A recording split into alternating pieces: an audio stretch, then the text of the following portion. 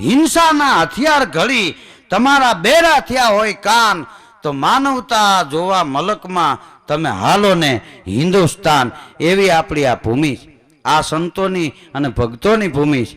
હા, આપા ગીગાને કોઈ આવી અને કીધેલું કે આ ડમરાળામાં કર્મણ ભગત મેલી વિદ્યા જાણે છે, અમને એની બીક લાગે છે. ત્યારે આપા ગીગા એટલું બોલ્યા કે ઈ કર્મણ ભગતને અહીંયા ધણ આવે ને જગ્યામાં ત્યારે લઈ આવજો, એની મેલી વિદ્યા બધી ભાગી જાય, નષ્ટ થઈ જાય. તો ઓલા લોકો કે બાપુ મેલી વિદ્યા વહી ગઈ કે રહી એની સાબિતી શું? ત્યારે આપા ગીગા એટલું બોલ્યા કે ગાયુંનું ધણ આવે ત્યારે ધણ ભેગા કર્મણ ભગતને લઈને આવજો. ગામાં તો 33 કરોડ દેવી દેવતાનો વાસ છે, એના ખરીની ધૂળ ઉડશે ને એટલે મેલી વિદ્યા નષ્ટ થઈ જાય. કાળા કપડા પહેરાવી લઈ આવજો, આ જગ્યાના દરવાજામાં આવે ને ધોળા થઈ જાય ને તો માનજો કે મેલી વિદ્યા ગઈ. અને ગોધલીઓનું ટાણું ધણ ને બરોબર આવું. એ વખતે કર્મણ ભગતને સમજાવીને ઓલા લોકો લઈ આવ્યા કે તારી પાસે મેલી વિદ્યા છે ને, હાલ જગ્યામાં આપા ગીગા પાસે ગીગડો પીર જે પીરાય રાય ને પીને બેઠો છે, ત્યાં આવ જગ્યામાં તારી મેલી વિદ્યા વહી જાય એવી રામ નામની જડીબુટી ન્યા.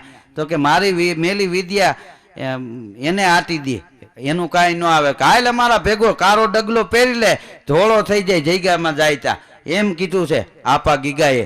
કર્મણ ભગત તૈયાર થયા, ધણ બરોબર આવતું તો એની હારે ભેગા હાલ્યા. ઈ આ સતાધારના ઝાપામાં દાખલ થયા ને તા ઈ કાળો ડગલો હતો ને ઈ ધોળો થઈ ગયો. બોલો, આપા ગીગાના પગમાં પડી ગયા કર્મણ ભગત કે તમારી પાસે આમ અમારાથી મોટી વિદ્યા કઈ છે?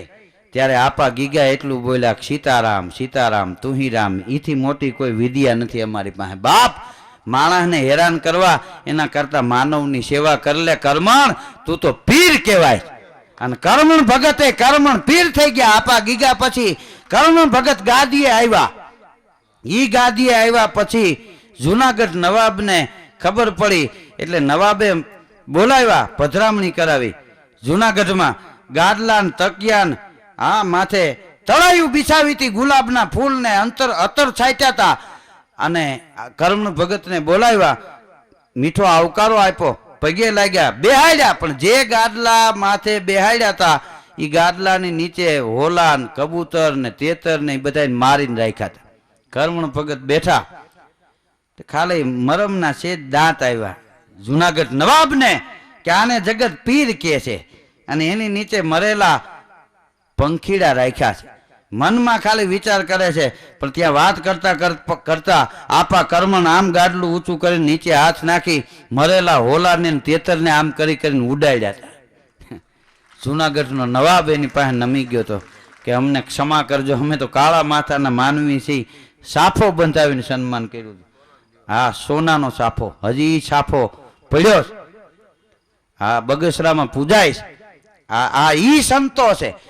હું તો એમ કહું છું કે આ સંતોના સાનિધ્યમાં રહેવાથી આ ધરતીના પાડાઈ જો પીર થઈ જતા હોય તો આપણે તો માણસ છીએ.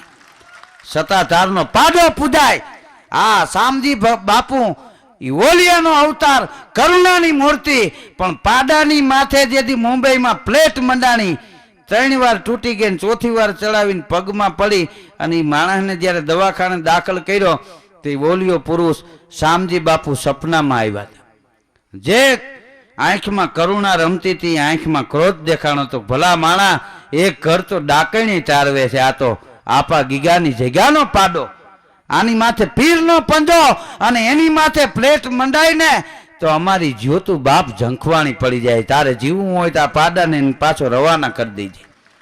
અને પાડો આવ્યો, હામિયા થતા આવ્યા ગામડે ગામડે. અને શામજી બાપુ એમ કહેવાય છે કે જગ્યામાં પાડો આવ્યો નું આમ ગયા ને, આપા ગીગાની સમાધિએ પાડાએ 3 વાર માથું નમાયું.